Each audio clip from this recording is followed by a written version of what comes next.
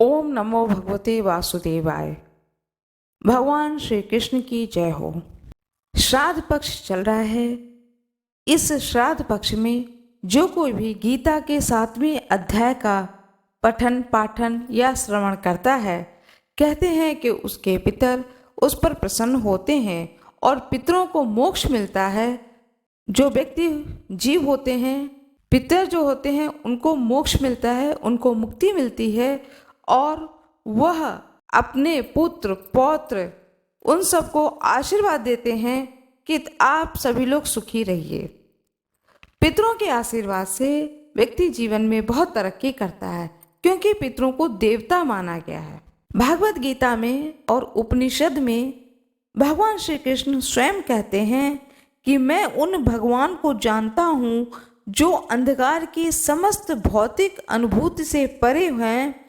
उनको जानने वाला ही जन्म तथा मृत्यु के बंधन का उल्लंघन कर सकता है। उस परम पुरुष के इस ज्ञान के अतिरिक्त मोक्ष का कोई अन्य साधन नहीं है। भगवान श्री कृष्ण ने भीष्म पितामह को भी मोक्ष दिया था। जब भीष्म पितामह हाथ जोड़ करके सैया पर लेटे होते हैं और हाथ जोड़ करके भगवान श्री कृष्ण से कहते हैं, हे प्रभु, हे योगी, क्या आप मेरे दुख को, मेरे कष्ट को नहीं समझ पा रहे हैं? तब भगवान श्री कृष्ण ने कहा, यदि मैंने आपके कष्ट को मैंने समझ लिया तो समझिए मैंने आपके समस्त दुखों को पी लिया हूँ, साथ में आपका मोक्ष निश्चित है। भीष्म पितामह से कहते हैं, क्या आपको इसी समय मोक्ष चाहिए? भीष्म पितामह कहते हैं, नहीं, जब सूर्य भगवान उत्तरायण होंगे तब मैं मोक्ष को लूंगा। इस तरह से वह भगवान श्री कृष्ण, जिनके नाम से, दर्शन से भीष्म पितामह को मोक्ष की प्राप्ति होती है, उनके मुख से ही कहे गए यह भगवत गीता है। और भगवत गीता के जो 7वां अध्याय है, भगवान श्री कृष्ण कहते हैं, जो कोई भी 7वें अध्याय का पाठ करेगा या सुनेगा या सुनाएगा, वह तीनों ही लोगों का कल्याण करेगा, स्वयं का भी, सुनने वाले का भी और उनके पितरों का भी कल्याण होगा।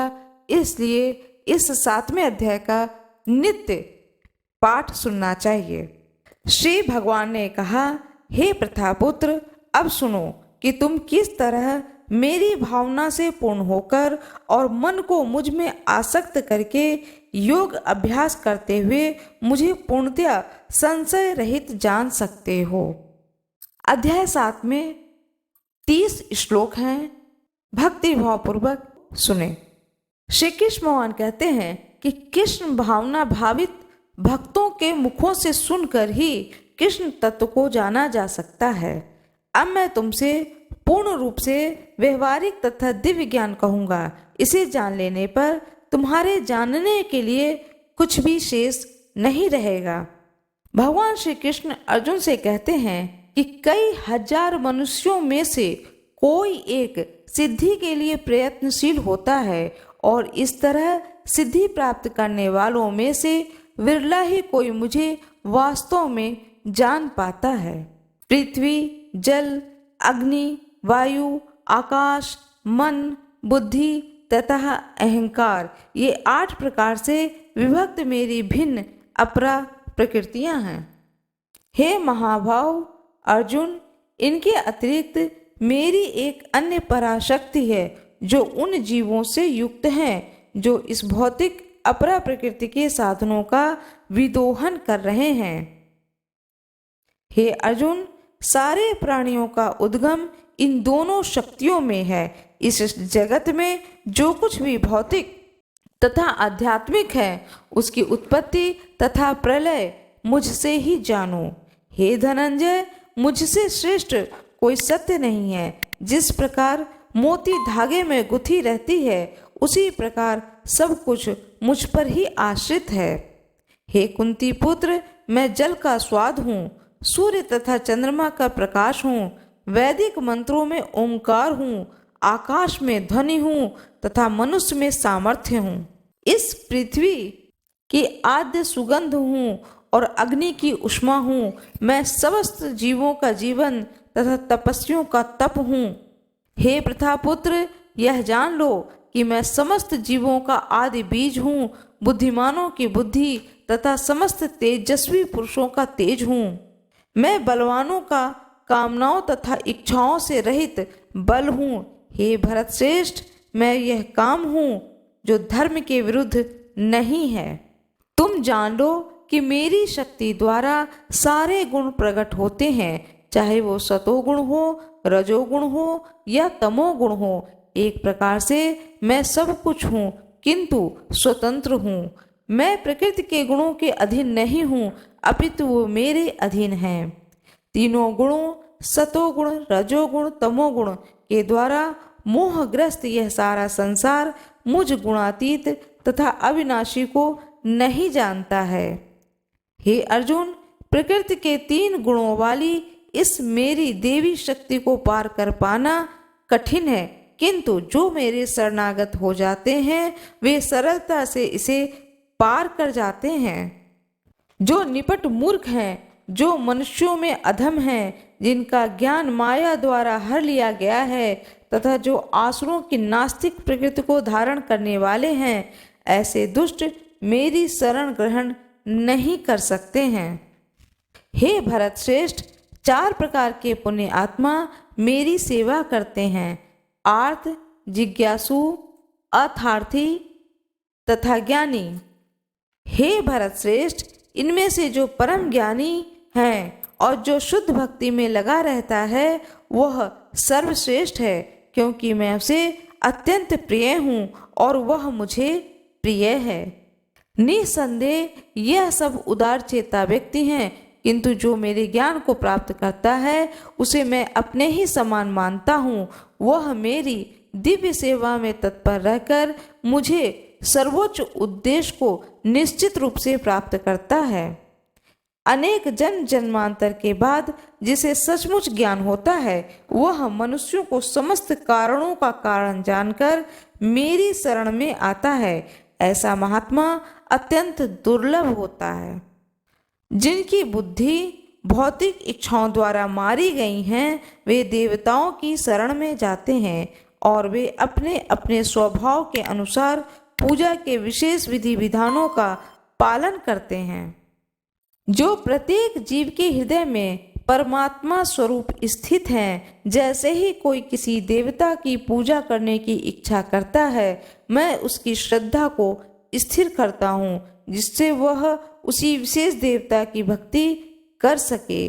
मेरी श्रद्धा में समन्वित वह देवता विशेष की पूजा करने का यत्न करता है और अपनी इच्छा की पूर्ति करता है, किंतु वास्तविकता तो यह है कि यह सारे लाभ केवल मेरे द्वारा ही प्रदत्त हैं। अल्प बुद्धि वाले व्यक्ति देवताओं की पूजा करते हैं, उन्हें प्राप्त करने वाले फल सीमित तथा क्षणिक होते हैं। देवताओं की पूजन करने वाले देवलोक को जाते हैं, किंतु मेरे भक्त अनंतः मेरे परम धाम को प्राप्त होते हैं। बुद्धिहीन मनुष्य मुझको ठीक से न जानने के कारण सोचते हैं कि मैं भगवान कृष्ण पहले निराकार थे, अब मैं उन्हें इस स्वरूप को धारण किया है। वे अपने अल्प ज्ञान के कारण मेरे अविनाशी तथा सर्वोच्च प्रकृति को नहीं जान सकते हैं। मैं मूर्खों तथा अल्पज्ञों के लिए कभी भी प्रकट नहीं हूँ, उनके लिए तो मैं अपनी अंतरंग शक्ति द्वारा आच्छादित रहता हूँ। अतः वे यह भी नहीं जान पाते कि मैं अजन्मा तथा अविनाशी हूँ। हे अर्जुन, श्री भगवान होने के नाते मैं सब कुछ भूतकाल में घटित हो चुका हूँ। जो वर्तमान में घटित हो रहा है और जो आगे होने वाला है वह सब कुछ जानता हूँ। हे भरतवंशी, हे शत्रु विजेता, समस्त जीव जन्म लेकर इच्छा तथा घृणा से उत्पन्न इंद्रों से मोहग्रस्त होकर मोह को प्राप्त करते हैं। जिन मनुष्यों ने पूर्व जन्म में तथा इस जन्म में पुण्य काल किए हैं, जिनके पाप कर्मों का पूर्णतः उच्छेदन हो चुका है, वे मोह के द्वंद्वों से मुक्त हो जाते हैं और संकल्प पूर्वक मेरी सेवा में तत्पर होते हैं।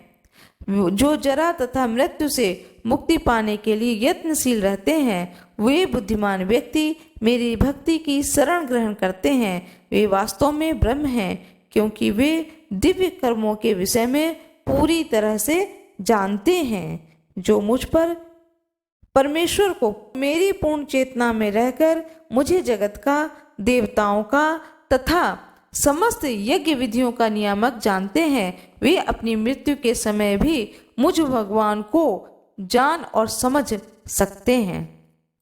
इस अध्याय में जिन अनेक विषयों की विवेचना की गई है वे हैं दुख से पड़ा हुआ मनुष्य, जिज्ञासी मानव, अभावग्रस्त मानव, ब्रह्म ज्ञान, परमात्मा ज्ञान, जन्म मृत्यु तथा रोग से मुक्ति एवं परमेश्वर की पूजा। जो भगवान में पूर्ण विश्वास रख करके उनमें शुद्ध भक्ति से उनकी आराधना करता है, उनके सारे उद्देश्यों की पूर्ति होती है एवं मृत्यु के बाद उस व्यक्ति को मोक्ष की प्राप्ति होती है। और जिनकी मृत्यु हो चुकी है उनके परिवारजन इस 7वें अध्याय को जब सुनते हैं या पढ़ते हैं तो उनका मोक्ष निश्चित है। मेरा यह वीडियो कैसा लगा कृपया कमेंट बॉक्स में जरूर बताएं। कमेंट बॉक्स में जय श्री कृष्ण अवश्य लिख दें। वीडियो को लाइक करना ना भूलें, चैनल को सब्सक्राइब कर दें, बेल आइकन जरूर दबा दें। जो कोई भी मेरे इस वीडियो पर नए हों कृपया वीडियो को लाइक जरूर कर दें। धन्यवाद।